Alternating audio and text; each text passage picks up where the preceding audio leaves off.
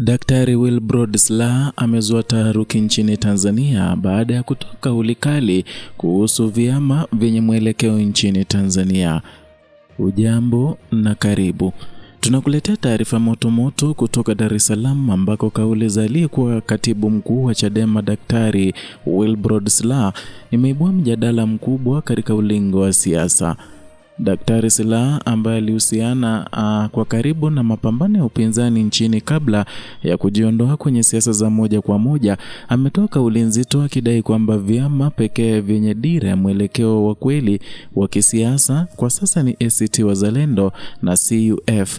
Ameeleza kuwa vyama vingine vingi vimepoteza mwelekeo na vimegeuka kuwa chombo cha watu binafsi au vinatumika na mifumo ya dola kudhoofisha demokrasia. Kauli yake imejikita katika hoja kuwa siasa za upinzani zinahitaji dira, msimamo thabiti wa kidemokrasia ili kuendelea kuwa na nguvu ya kushindana na chama tawala. Kauli hii imetolewa kupitia mahojiano maalum yaliyosambaa kwa kasi kwenye televisheni na mitandao ya kijamii.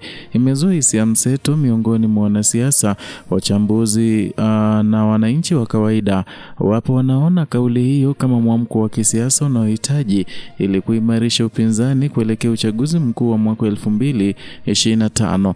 Lakini pia wapo wanaofia maneno ya Daktari Slaa yanaweza kuchochea migawanyiko zaidi ndani ya vyama vya upinzani na kuathiri mshikamano wao katika kushirikiana kisiasa. Wachambuzi wa siasa wanasema kauli inaweza kuongeza shinikizo kwa vyama vya upinzani vinavyokosolewa kurekebisha mwelekeo wao na kurejesha imani kwa wafuasi kwa muda mrefu. Mjadala kuhusu mshikamano wa vyama vya upinzani umekuwa ukiibuka kila kunapokaribia uchaguzi mkuu. Kauli ya Daktari Slaa sasa inaonekana kuongeza joto la kisiasa, kwani inawalazimisha viongozi wa vyama kukabiliana na mjadala wa kama wanaendelea kufuata dira ya kidemokrasia au la. Hadi sasa kuna chama kilichojibu rasmi kauli ya Daktari Slaa, lakini mitandao ya kijamii imefurika mijadala ya wananchi wanaojadili mustakabali wa siasa za upinzani na nafasi ya ACT Wazalendo na CUF katika siasa za kitaifa.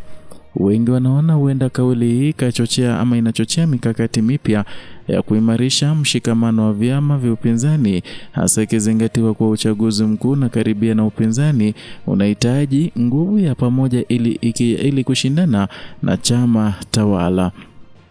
Taarifa hii inakuja wakati ambapo mjadala kuhusu hali ya kisiasa nchini unaendelea kushika kasi, huku wananchi wakihusisha kauli ya viongozi kama kioo cha mwelekeo wa demokrasia. Kauli ya Slaa kwa namna fulani imefungua ukurasa mpya wa mazungumzo kuhusu nani ana nafasi ya kweli ya kuongoza upinzani na kuimarisha harakati za kidemokrasia nchini. Na hapa Kenya Scope tutafuatilia kwa karibu mjadala huu na taarifa zozote kutokana na vyama vilivyotajwa au viongozi wao. Endelea kutufuatilia kwa uchambuzi wa kina wa siasa za Afrika Mashariki na taarifa zinazoweka karibu na matukio makubwa ya kisiasa yanayoathiri mustakabali wa taifa.